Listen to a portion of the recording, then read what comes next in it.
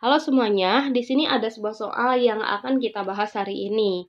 Jadi ada sebuah balok dengan massa 1 kg, kita tulis sebagai M, meluncur pada bidang miring seperti pada gambar dari keadaan mula-mula diam di titik O. Berarti kecepatan di titik O itu adalah 0 meter per second ya, karena mula-mula diam. Kemudian saat balok meluncur sejauh 5 meter di titik P, berarti jarak dari titik O ke titik P adalah 5 meter, kita tulis sebagai panjang OP, itu diberikan sebuah gaya luar untuk memperlambat balok agar berhenti di titik Q.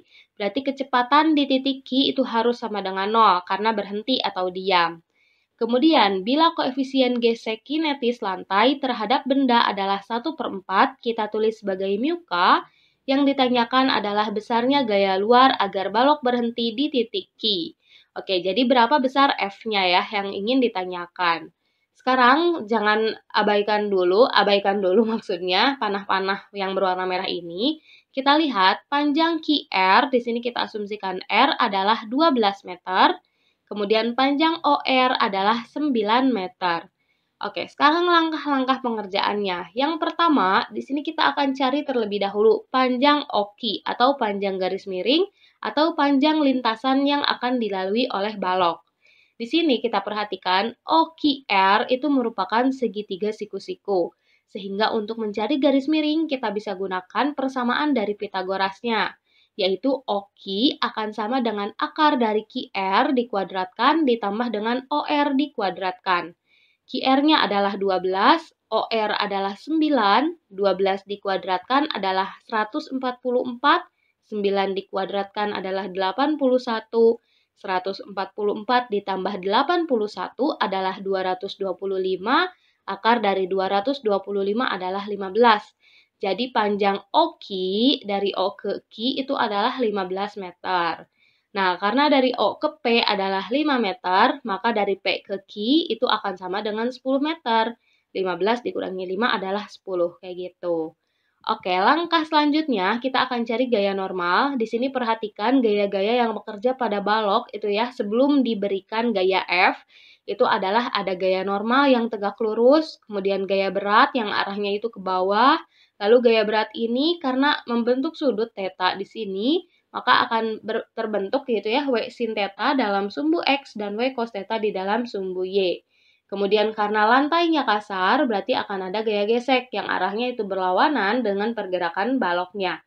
Balok kan akan bergerak ke bawah ke sini ya, berarti gaya gesek arahnya itu akan ke atas kayak gini.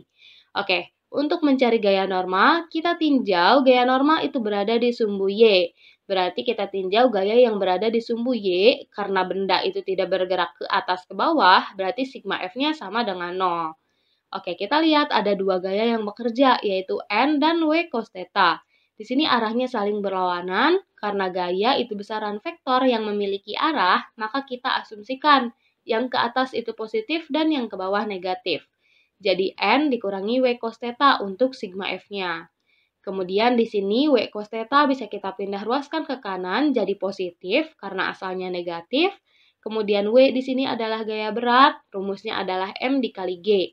Kemudian theta di sini adalah sudut yang terbentuk di bidang miring, itu tidak diketahui dari soal, tapi kita tahu nih panjang dari sisi-sisinya. Maka cos theta itu kan kita tahu ya, kalau kosinus dari suatu sudut itu akan sama dengan samping dibagi miring atau disingkat sebagai kosami.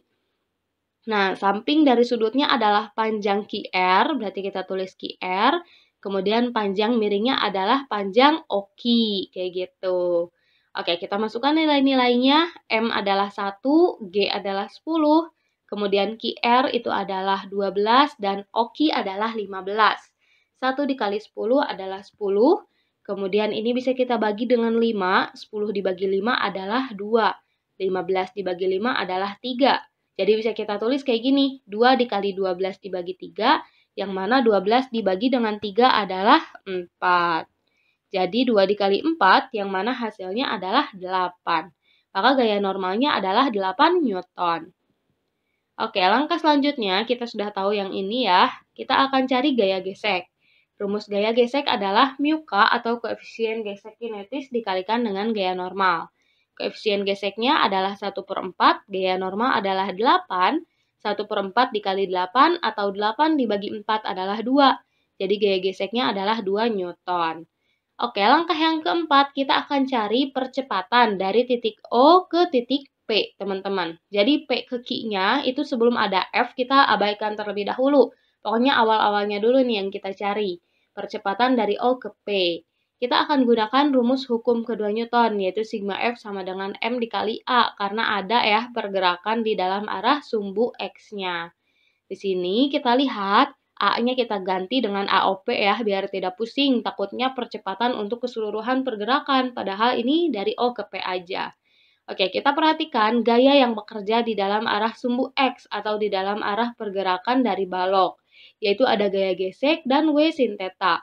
Karena balok itu akan bergerak ke bawah, berarti yang arah gayanya ke bawah itu positif dan yang berlawanan itu negatif. Maka sigma F di sini bisa kita tulis jadi W sin theta dikurangi Fg. Nah, W itu rumusnya massa dikali percepatan gravitasi, kemudian sin theta, kita tahu ya, sin theta itu akan sama dengan sin demi, yaitu depan sudut dibagi miring sudut. Depan sudutnya adalah panjang OR dan garis miringnya panjang OQ. Oke, sekarang kita masukkan nilai-nilainya. M adalah 1, G adalah 10, OR itu adalah 9, OQ adalah 15, FG-nya adalah 2, M-nya adalah 1. 1 dikali 10 adalah 10, kemudian 1 dikali AOP adalah AOP. Perhatikan yang dalam kurung, 10 dibagi 5 adalah 2, 15 dibagi 5 adalah 3. Jadi bisa kita tulis jadi 2 dikali 9 dibagi 3, yang mana 9 dibagi 3 adalah 3, 2 dikali 3 adalah 6, 6 dikurangi 2 adalah 4.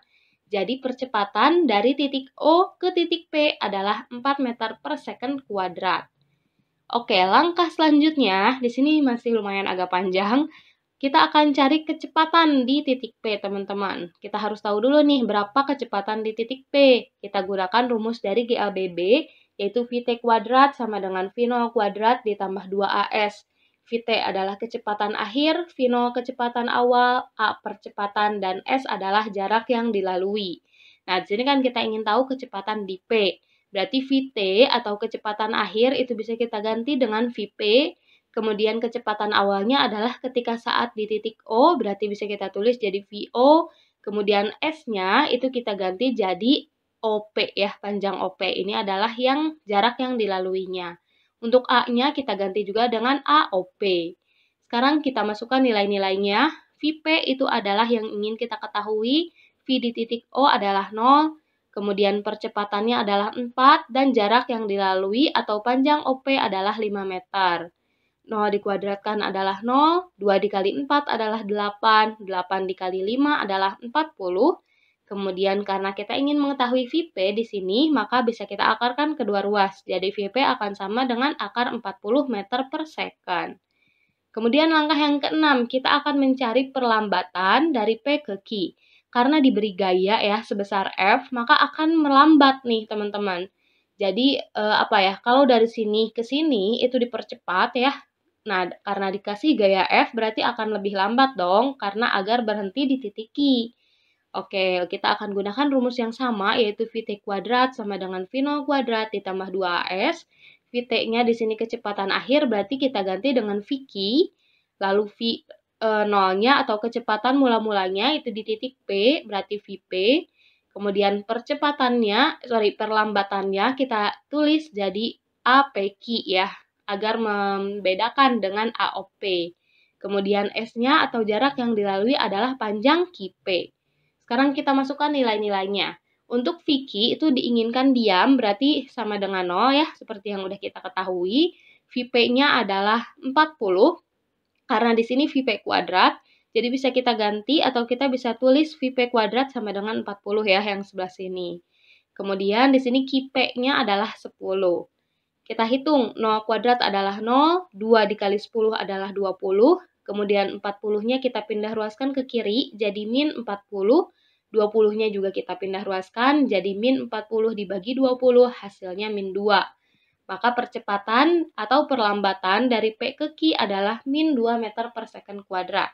Tanda negatif di sini menandakan perlambatan ya, teman-teman. Jadi melambat gitu, makanya bernilai negatif. Oke, di sini langkah yang terakhir, teman-teman, yaitu gaya yang diperlukannya. Kita akan gunakan rumus dari kedua Newton, yaitu sigma F sama dengan M dikali A. Kita perhatikan gaya yang bekerjanya itu akan termasuk F, teman-teman. Tadi kan di sini belum dikasih gaya. Sedangkan dari titik P itu sudah diberi gaya, maka akan ada gaya F yang arahnya itu ke atas kayak gini, ya, seperti yang ditunjukkan pada gambar. Oke, kita lihat nih gaya-gaya yang bekerja di dalam arah sumbu X-nya. Itu ada W sin theta yang arahnya ke bawah, kemudian F arahnya ke atas, FG juga arahnya ke atas. Nah, di sini karena balok akan bergerak ke bawah, maka kita asumsikan yang ke bawah positif. Jadi W sin theta itu akan positif, FG dan F-nya akan bernilai negatif kayak gini.